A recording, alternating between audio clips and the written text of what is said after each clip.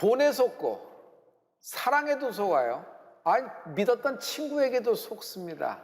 이거보다 더 슬픈 거는 나 자신에게 속는 겁니다. 저는 시간 강사를 열심히 했거든요.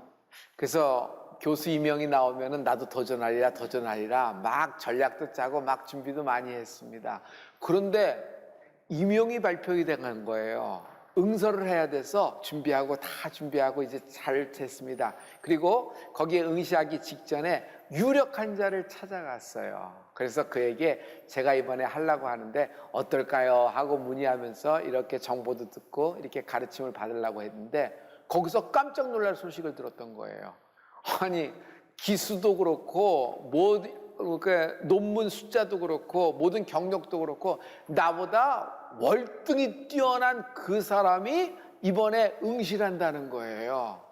그 얘기를 듣는 순간 아이고, 그냥 난 안 되겠다 생각하고 알겠습니다. 병풍할 거 필요 뭐 있는가? 그래서 나는 아예 응시도 안 했어요. 결론으로 제가 나중에 알게 됐어요. 물타기였어요. 그 사람은 거기에 응시도 안 했던 거예요. 만약 제가 거기서 담대하게 응시를 했더라면 결과는 어떻게 됐을까? 달라지지 않았을까 생각합니다. 그 사람의 잘못이라고 난 생각지 않아요. 내가 나에게 속은 겁니다. 지레 겁을 먹고 내가 뒤로 물러선 겁니다. 제가 거기서 깨달은 것이 있어요. 지금 안 하면 다시 기회가 와도 못 한다는 겁니다. 왜? 지금 넘어가지 못했기 때문에. 넘지 못한 홍해가 있어요. 그럼 그건 영원한 빨간 줄이 되는 겁니다.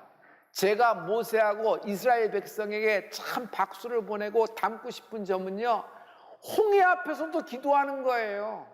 넘어가지 못하잖아요. 그런데 거기다 두고 기도를 하는 겁니다. 그 믿음의 소리, 그 기도에 물이 반응을 하기 시작합니다. 세상에 어떻게 물이 반응을 해요? 바다가 반응을 해요? 물이 결과를 내는데 갈라져 길을 내는 것입니다. 성도 여러분, 만물은 믿음의 소리에 들을 귀가 있다 그랬어요. 여러분은 믿음으로 선포하는 은혜가 있을지어다. 한 성도가 와서 상담을 하는데 제가 가만 듣다 보니까 마음 가운데 떠오르는 것이 있어요. 깨달아지는 것도 있고. 이 사람은요, 아무리 들어봐도 우울증의 이유가 없는데 깊은 우울증이에요. 너무 오래되고 역사와 전통을 자랑하는 뿌리 깊은 우울증이란 말이에요. 이것 때문에 이의 인생이 다 억울해져 버리고 다 뒤틀려져 버렸던 겁니다. 그런데 우울증의 이유를 하나도 발견하지 못하겠어요. 이유가 없는데도 걱정과 불안과 두려움이 반복되고 있어요. 상처가 깊다고 얘기해요. 나는 상처가 아주 그냥 너무 깊어서 어떻게 말할 수가 없어요. 그래서 목사님, 내 상처는 나만 한다 그럽니다. 속은 겁니다. 내 상처는 나만 하는 것이 아닙니다. 나의 상처는 예수님이 아신다. 이 말은 당신은 다시 건강해질 수 있다. 당신은 다시 행복해질 수 있다. 당신은 풀린 인생을 살게 될 수 있다. 그 우울증, 그 깊고 역사가 깊고 뿌리가 깊은다 하더라도 주님은 그 우울증, 당신의 그 질병을 담당하셨다. 그러므로 우울증을, 질병을 하나님께 넘겨라. 자신의 불경기 하나님께 넘겨라. 자신의 재정 상태, 자신의 관계, 직장에서의 위치, 지금 현실의 유불리, 여러분 하나님께 넘겨라. 질병을 하나님께 넘기는 은혜가 있을지어다. 난 지금 상황이 좌표가 망하게 됐는데요, 딱 좋은 지점입니다. 그 말은 뭐냐면요, 탕자 같은 지점이에요. 탕자가 만약 타국에서 1%의 가능성만 있어도 아버지께 절대로 안 옵니다. 분깃을 갖고 자신만만하게 떠났잖아요. 탕자가 아버지께 돌아오게 된 것은요, 자신의 힘으로 할 수 있는 것이 아무것도 없어요, 타국에서. 그래서 아버지 집과 아버지가 생각난 거예요. 다시 한번 얘기하면은 탕자는 마지막 순간에, 자기가 망한 순간에 자기가 속은 것을 깨달은 거예요. 그래서 아버지께 돌아가는 것입니다. 우리는 믿음의 사람입니다. 믿음의 사람은 어떤 사람이죠? 하나님께 신세지는 인생이에요. 우리는 우리 힘으로 사는 거 아니에요. 하나님, 난 하나님께 신세지기를 원합니다. 코로나 기간 동안에 우리는 어떻게 여기까지 왔나요? 오다 보니까 코로나가 흐지부지 약화돼서 세월이 가다 보니까 3년 내는 이제 엔데믹으로 들어가겠지, 자동적으로. 그렇지 않아요. 하나님께 신세진 거예요. 하나님이 이 기간 동안에 우리를 바위틈에 넣으시고 주의 손으로 덮어주셨다. 그러므로 기도는 하나님께 신세지는 것이다. 우리가 하나님 없이 살 수 있나요? 속지 마세요. 속지 마세요. 우리는 하나님 없이 살 수가 없는 존재입니다. 성도님, 내가 나에게 속았다 그랬죠? 그런데 실은 속은 거에 책임을 져야 될 존재가 있으니 그것은 마귀예요. 누가 날 속였나 생각하세요. 마귀는 steal, kill, destroy예요. 마귀는 그의 본성이 도적질하는 겁니다. 그는 죽이는 겁니다. 마침내 멸망시키는 것이 마귀의 목적입니다. 여러분의 인생을 도적질해버려요. 여러분을 죽이는 것을 최종 목적으로 삼아요. 그리고 여러분을 멸망시키는 것입니다. 오늘 마귀에게, 원수에게 속지 않는 은혜가 있을지어다. 우리가 영혼아 깨어라라 그럽니다. 깨어라는 것이 뭐죠? 속지 말라는 것이에요.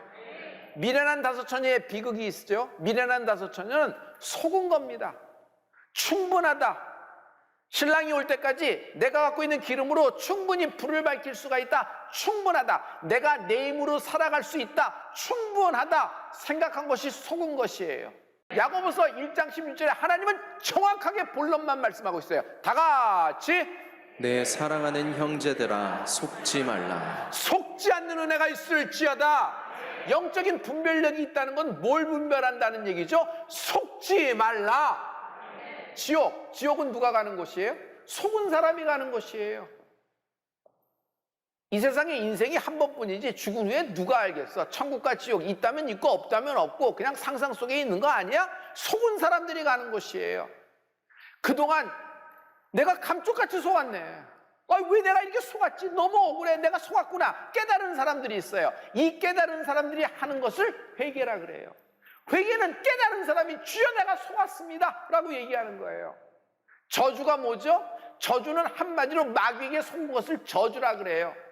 마귀는요 거짓말쟁이고 마귀는 거짓의 아비예요. 거짓의 근본이에요. 우리 요한복음 8장 44절의 말씀입니다. 우리 다 같이 이는 저가 거짓말장이요 거짓의 아비가 되었음이니라. 그러므로 그 거짓말장이요 거짓의 아비인 마귀가 우리를 계속 속이고 있는 거예요. 하나님 없이 살 수 있어. 하나님께 예배하지 않아도 돼. 남의 것을 탐내. 남의 것을 원해. 도적질해. 네 것이 될 거야. 네가 부유하게 될 거야. 계속 속이는 겁니다. 성도 여러분, 성경은 부녀를 공경하라 그랬어요. 그럼 네가 이 땅에서 장수하고 형통하리라고 말씀했거든요. 근데 마귀는 속여요. 네가 부모에게 불효해도 돼. 그는 그거 너는 너야. 너도 어차피 네 자식이 있고 이렇게 되니까 너는 네 인생을 살아가야 될 거야. 부모에게 효도하지 않고도 이 땅에서 장수하고 평안하리라고 속이는 거예요. 성도 여러분, 속지 않는 은혜가 있을지어다. 그러므로 지금 인생 좌표에서 상황 유불리에 매달리지 말고 내가 먼저 변해야 돼요. 내가 만약 바뀌면은 상황이 바뀌어요. 그리고 삶이 바뀌게 됩니다. 그러므로 속지 않는 은혜가 있을지어다. 영적 천재는 속지 않는다. 할렐루야. 영적 천재는 속지 않는다. 여러분 속지 않는다 해보실래요? 영적 천재는 그동안 속은 것이 너무 억울해요. 내 병은 내 친구야. 그래서 친숙해졌어. 이거 20년 됐거든. 이러고 가는 거지. 잘 다스리면 사는데 지장 없어. 그렇지 않아요. 내 질병은요 주가 채찍에 맞으심으로 가져가셨다. 내 우울증 아무리 역사와 전통을 자랑하고 뿌리가 깊은 멘탈의 암이라고 공황장애 불안장애라고 하더라도 여러분 주님이 그것을 뿌리채 뽑아서 주님이 가져가셨다. 내 가난도 주님이 가져가셨다. 내 정말 괴로움, 죽고 싶은 마음, 그리고 아주 그냥 너무너무 괴로워서 불안해서 방 밖으로 못 나가는 그 두려운 마음, 주님이 다 가져가셨어요. 그리고 우리에게 평화를 주시는 주님을 찬양합니다. 할렐루야. 오늘 하나님 말씀은 시편의 77편인데요. 여기에서 저자는 굉장히 하나님께 기도하고 있는 장면을 많이 볼 수 있어요. 그런데 여러분, 굉장히 이상해요. 기도하면서 이가 불안해요. 기도하면서 근심에 쌓여 있어요. 기도하면서 하나님을 생각하잖아요. 근데 하나님을 생각할 때마다 좌불안석이에요. 마음 둘 곳이 없는 거예요. 왜 그럴까요? 시편 77편 2절부터 4절의 말씀입니다. 우리 다 같이. 나의 환난 날에 내가 주를 찾았으며 밤에는 내 손을 들고 거두지 아니하였으며 내 영혼이 위로받기를 거절하였도다. 내가 하나님을 생각하고 불안하여 근심하니 내 심령이 상하도다. 주께서 나로 눈을 붙이지 못하게 하시니 내가 괴로워 말할 수 없나이다. 환난이에요. 이런 믿음 있는 사람이에요. 밤새도록 두 손을 들고 내리지 않고 하나님께 기도했어요. 그런데 보기 좋게 거절이에요. 엄청난 실망. 그래서 하나님을 생각할 때마다 불안하고 근심에 쌓여요. 밤에 잠을 못 자요. 불면증 때문에 잠을 못 자는 것이 아니라 하나님이 나를 거절하신다. 그 실망감 때문에 밤 눈을 붙이지 못하고 이런 상태가 되는 거예요. 이 사람에게 원수가 작업을 시작합니다. 언제나 마귀는요, 마귀의 소리를 내요. 마귀의 소리를 우리에게 임플란트 한다 그러죠? 심어주는 거예요. 자꾸 심어주는 거예요. 자, 마귀가 작업하는 장면이 그 다음 이어서 나오거든요. 우리 7절부터 9절의 말씀입니다. 우리 하나님 말씀을 다 같이. 주께서 영원히 버리실까? 다시는 은혜를 베풀지 아니하실까? 그 인자하심이 길이 다하였는가? 그 허락을 영구히 패하셨는가? 하나님이 은혜 베푸심을 잊으셨는가? 노하심으로 그 긍휼을 막으셨는가 하였나이다. 하나님이 날 버리셨나? 하나님은 은혜를 잊으셨는가? 그의 인자하심이 이제는 삭제되었나? 나는 버리운 자식인가? 막 생각이 막 펑펑펑펑 들어오면서 심겨지는 거예요. 자, 이거요, 천만의 말씀입니다. 천부당 만부당한 말씀이에요. 비록 상황이 이렇게 하나님께 부르짖어도 응답이 없더라도 하나님은요, 우리에게 은혜 베푸기를 좋아하시는 분이에요. 우리가 아무리 주홍같이 붉은 죄를 지었다고 하더라도 하나님은 우리에게 노하기를 더디하시는 하나님을 찬양합니다. 버리셨나? 날 잊어버리셨나? 내가 싫어지셨나? 마귀 소리예요. 이 마귀의 소리가 뿌리채 뽑혀 밖으로 쏟아질지어다. 마귀의 소리의 특징은 한 가지 정확한 것이 있어요. 지식이 많아요. 보면은 은혜, 인자, 우리가 성경에서 듣던 용어잖아요. 전문 용어를 다 쓰고 있어서 그럴듯하게 해요. 그리고 이상하게 애매하게 끝을 내요. 버리셨는가? 싫어하셨는가? 이렇게 막 소리를 집어넣거든요. 에덴 동산에서도 마귀가 어떤 소리를 넣었어요? 애매하게 전문적으로 얘기해요. 하나님이 먹으라고 하더냐? 꼭 먹으면 죽을까? 애매하게 얘기하는 것입니다. 반면에 하나님의 말씀을 보세요. 하나님 말씀은 확신이 있다. 언제나 우리에게 확신을 주신다. 할렐루야. 그러므로 마귀 소리가 내게 심겨지면요, 나는 실망감이 확 옵니다. 저는요, 굉장히 오랜 시간 동안 실망감과 좌절감에 있었습니다. 그러나 그때 내가 다시 일어날 수 있었던 것은 하나님이 전해주셨던 말씀이에요. 전에 내게 하나님이 무슨 말씀을 해주셨냐면, 내가 너와 함께 있어 너에게 허락한 것을 다 이루기까지 나는 너를 떠나지 아니하리라. 이런 상황 속에서도 하나님이 날 떠나지 않는구나. 그 말씀 하나 붙잡고 일어났어요. 당신도 오늘 말씀 붙잡고 그 자리에서 일어나는 애가 있을지어다. 약속. 하나님은 약속의 하나님이에요. 언약의 하나님이에요. 하나님은 한 번 내게 말씀하신 것을 그대로 행하시는 분이시다. 시건치 않으시는 분이에요. 하나님은 인생과 다르신 분이란 말이에요. 우리는 말해놓고 취소하고 한 것도 잊어먹지만 하나님은 한 번 말씀하신 것을 그대로 행하시는 분이시다. 당신에게 주셨던 말씀은 그대로 시행되리라. 성도여, 어떤 상황, 어떤 저편에도 하나님의 말씀을 기억하라.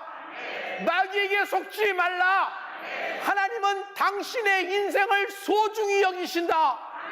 하나님은 당신의 인생을 가장 가치 있게 여기신다. 아무리 실수로, 아무리 알고 지었건 모르고 지었건 주홍같이 붉은 죄가 나를 덮쳐서 자괴감으로, 절망감으로 스스로 죽고 싶은 마음이 강하다고 할지라도 하나님은 당신의 인생을 소중히 여기신다. 그러므로 여러분 살 수 있습니다. 이 본문에 이 저자에게 이제 처방이 나오기 시작해요. 진단이 끝났죠? 그럼 처방이 굉장히 중요하잖아요. 여러분 시편 70편 6절입니다. 우리 이 말씀을 다 같이 밤에 한 나의 노래를 기억하여 마음에 묵상하며 심령이 궁구하기를. 노래하라는 거예요. 근데 이 사람이 언제 노래해요? 밤에 한 노래, 한밤중에 노래하라는 거예요. 여러분 어려울 때, 역경 중에 하나님을 하나님을 찬양하라. 하나님을 찬양하라. 내 앞에 있는 견고한 진을 찬양은 뚫어버린다. 상황이 다니엘을 압박을 합니다. 다니엘은요, 어떤 인생이냐면 속지 않는 인생이에요. 그는 매일매일이 전쟁이었잖아요. 그의 머리 위로 뭐가 있어요? 두꺼운 철판 같은 걸로 그냥 꽉 덮쳐 있었을 거라고 생각돼요. 마치 영화로 찍는다 그러면. 왜냐하면 하나님께 기도했지만 그 영역을 장악하고 있는 더러운 하늘의 악한 영들이 다니엘의 하늘 위를 막았던 겁니다.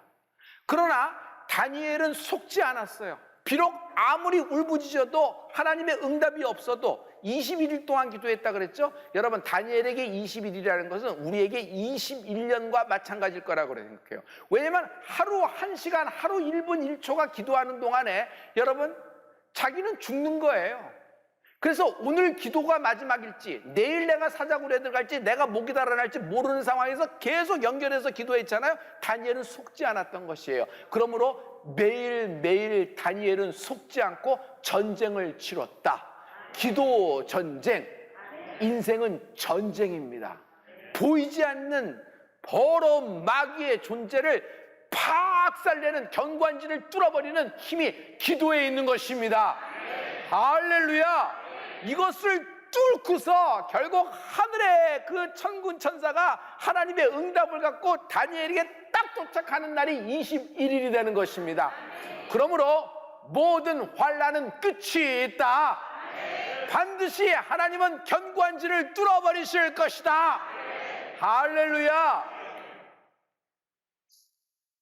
이 밤에 노래한 사람이 있어요. 이 사람이 누구냐면 사도 바울이에요. 이것을 잘 사용한 사람이거든요. 빌립보에서 감옥에 갇혔습니다. 신라와 함께. 손까지 쇠사슬에 다 묶여서 옴짝달싹도 못해요. 나갈 수 있는 형편이 아니에요. 내일 어떻게 될지 모르는 그런 상황입니다. 그런 절박한 상황에서도 사도 바울은 속지 않는다. 속지 않는다.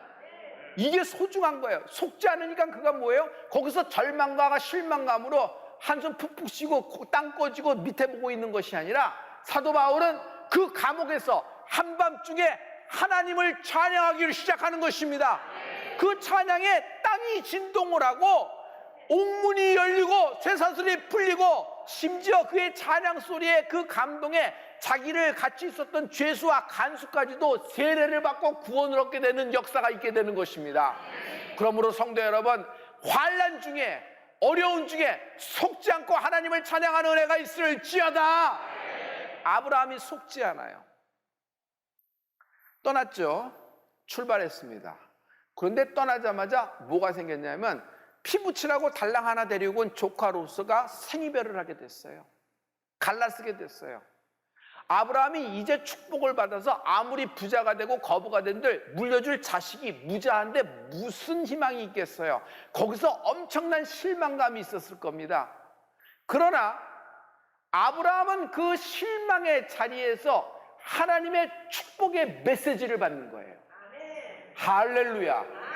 여러분, 이 말이 우리에게는 굉장한 오늘 처방이 될 줄로 믿어요. 창세기 13장 14절부터 17절의 말씀입니다. 우리 다 같이 롯이 아브람을 떠난 후에 여호와께서 아브람에게 이르시되 너는 눈을 들어 너 있는 곳에서 동서남북을 바라보라. 너는 일어나 그 땅을 종과 횡으로 행하여 보라. 내가 그것을 내게 주리라. 아브라함, 눈을 들어 바라보라는 거예요. 실망감이 있는 아브라함에게 하나님이 처방은 바라보라는 것이에요. 여러분, 바라본 것을 얻게 되는 것입니다. 실패를 바라보면 실패를 얻게 돼요. 여러분, 승리를 바라보면 승리를 얻게 될 것입니다. 할렐루야. 치유를 바라보면 치유를 얻게 될 것입니다. 그러므로 영적인 세계는 바라보는 것에 있어요. 그러므로 여러분, 바라보는 믿음이 있을지어다. 어떤 상황에서도, 어떤 실망감 속에서도, 어떤 거절감 속에서도 바라보는 은혜가 있을지어다. 동서남북을 바라보라 그랬어요. 지금 아브라함은 어떤 상황이에요? 동서남북이 막힌 상황이에요. 사방이 막혔다 그랬죠. 사방이 막혔다는 건 뺑 돌아서 나는 견고한 진에 묶여서, 새끼줄에 묶여서, 쇠사슬에 묶여서 꼼짝달싹도 못한다는 겁니다. 그런 아브라함에게 하나님은 동서남북을 바라보라 그랬어요. 사방이 묶인 것이 아니야. 아브라함, 사방이 너의 기회가 될 것이다. 동서남북이 너에게는 기회가 될 것이다. 할렐루야. 그리고 하나님은 아브라함에게 이렇게 말씀하십니다. 아브라함, 일어나 밟아라. 네 발로 밟는 땅이 너의 것이 되리라. 할렐루야. 아브라함이 간 데까지가 아브라함의 것이 되는 것이에요. 아브라함이 저기까지 가면 저기까지가 되는 것이에요. 아브라함이 종과 횡으로 역사한 모든 땅을, 발바닥을 밟는 땅을 아브라함과 아브라함 자손에게 주겠다고 하나님은 약속을 해주신 것입니다. 하나님은 시건치 않아요. 상황이 전혀 다른 상황이 펼쳐진다고 해서 여러분 절망하거나 실망하지 마세요. 실망할 필요가 없어요. 마귀가 계속 얘기는 실망과 절망감으로 틀렸어. 너는 끝났어. 여기까지야. 인생이 갈 수 있는 데가 한계가 있잖아. 너는 여기까지야. 여기서 끝났어. 여러분, 속지 않는 은혜가 있을지어다. 그러면서 하나님은 아브라함에게 좌표를 얘기해요. 아브라함, 너 있는 곳에서. 어디서? 너 있는 곳에서. 아브라함은 지금 실망감과 거절감이 있어요. 조카가 떠나버린 곳이에요. 푹 주저물러 앉을 곳이란 말이에요. 보기 좋게 믿음으로 출발을 했지만 여기서 주저물러 앉을 곳이란 말이에요. 그런데 하나님은 너 있는 곳에서 일어나 종과 횡으로 밟아봐라 그러는 거예요. 성도 여러분, 지금 당신이 어떤 실패의 자리, 어떤 절망의 자리, 내일 당신에게 어떤 악한 일, 어떤 저주스러운 일이 일어날지 모르는 상황에 좌표에 있다고 하더라도 여러분 걱정하지 마세요. 내가 나서는 예수를 명하노니 너 있는 곳에서 일어나라. 너 있는 곳에서 동서남북이 너에게는 사방이 기회가 될 것이다.